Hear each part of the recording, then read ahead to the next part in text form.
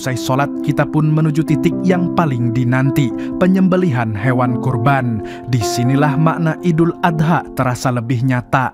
Ada sapi, kambing, ada keringat panitia, dan ada senyum yang tak kalah lebar dari matahari pagi. Seekor demi seekor hewan kurban dibaringkan dengan hati-hati, ditepuk perlahan, dibisikkan takbir di telinganya, lalu disembelih dengan lantunan bismillah.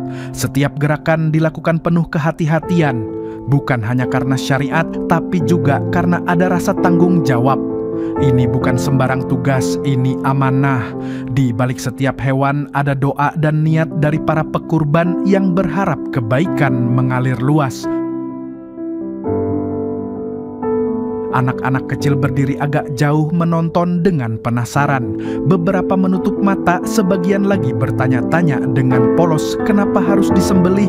Dan di sanalah generasi baru mulai belajar bahwa berbagi itu kadang dimulai dari melepaskan.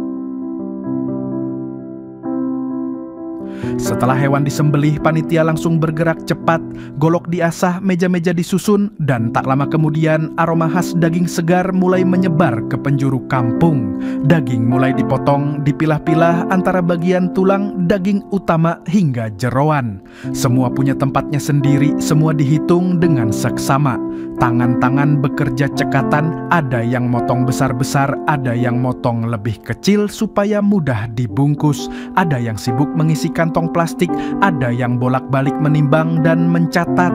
Meski matahari mulai tinggi dan peluh menetes deras, semangat tetap menyala. Semua dilakukan bergiliran, saling bantu sambil sesekali bercanda untuk cairkan suasana. Yang menarik di Desa Durenombo, proses ini lebih dari sekadar kerja bakti. Ini jadi ajang silaturahmi. Warga yang jarang ketemu bisa ngobrol sambil motong daging.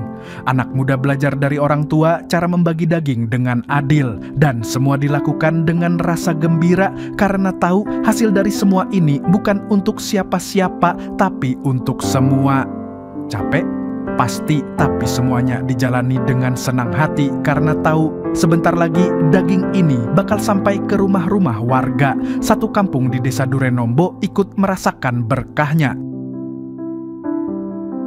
Setelah itu daging dibagi, tapi bukan cuma potongan daging yang dibawa pulang. Ada tawa, ada cerita, ada rasa kebersamaan. Karena kurban bukan hanya tentang memberi, tapi juga menyatukan. Dari yang memberi dan yang menerima, semua saling menguatkan. Di tengah dunia yang kadang terasa sibuk dan egois, Idul Adha mengingatkan kita untuk berhenti sejenak, bertanya ke dalam diri, apa yang bisa kita korbankan untuk sesuatu yang lebih besar dari diri kita sendiri. Selamat Idul Adha dari Desa Durenombo. Semoga semangat kurban tidak berhenti di pisau, tapi hidup di hati.